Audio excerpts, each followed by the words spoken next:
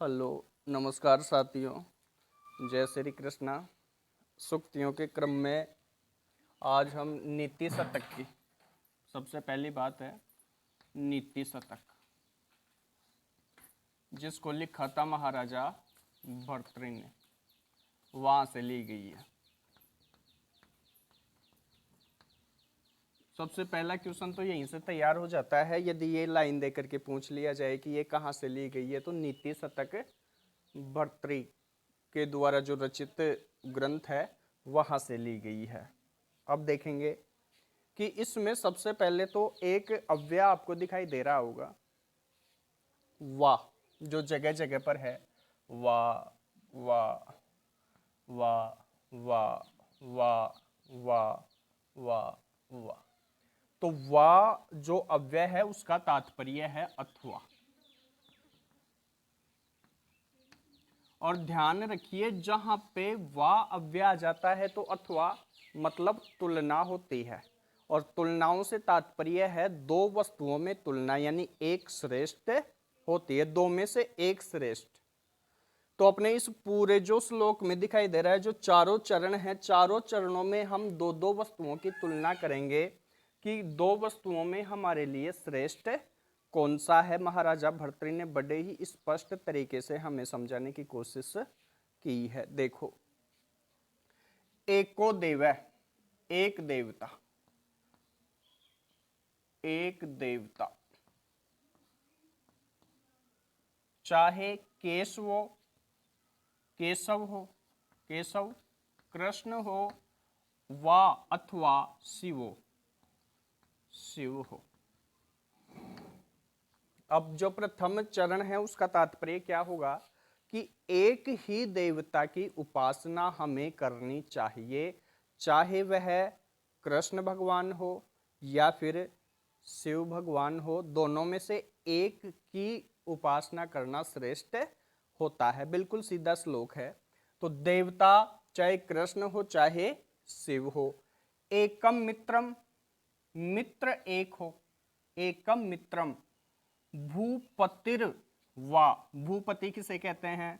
राजा को। मित्र भी एक ही होना चाहिए, चाहे वह राजा हो, वा अथवा यतिर्वा, यति कहते हैं रंक या जोगी, रंक अथवा योगी। देखो दूसरा चरण क्या बना, बिल्कुल सीधा है।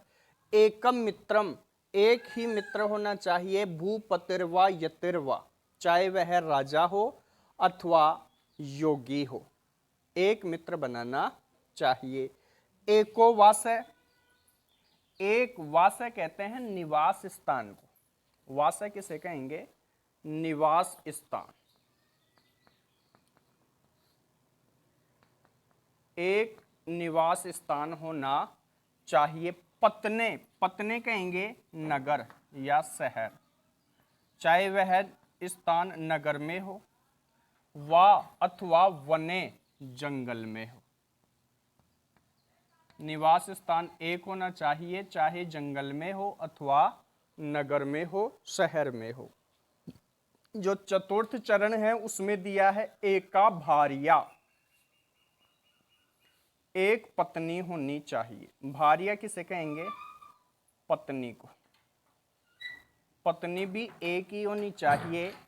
सुंदरी वा दरीवा, चाहे वह सुंदर हो अथवा दरी कुरूप, चाहे वह सुंदर हो या कुरूप हो। इस दरी से तात्पर्य हम गुफा से भी ले सकते हैं, और गुफा गहरी होती है, काली होती है। तो पत्नी भी एक ही होनी चाहिए, चाहे वह सुंदर हो अथवा कुरूप हो। इस प्रकार हमने देखा कि इसमें चार चीजों के बारे में बताया गया है। पहला, देवता, एक की ही उपासना होनी चाहिए, चाहे कृष्ण की करो या शिव की करो। दूसरा, मित्र, पहला देवता, दूसरा मित्र, तीसरा निवास स्थान कैसा हो, और चौथा पत्नी कैसी हो। तो ये चार चीजें मनुष्य जीवन के अंतर्गत एक एक होनी चाहिए। देवता एक की उपासना करो, चाहे कृष्ण की करो या शिव की करो।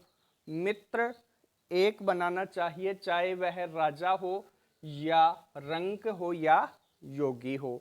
एक ही निवास स्थान होना चाहिए, चाहे वह निवास स्थान नगर में हो अथवा वन में हो। एक ही पत्नी होनी चाहिए, चाहे वह सुंदर हो अथवा कुरूप हो।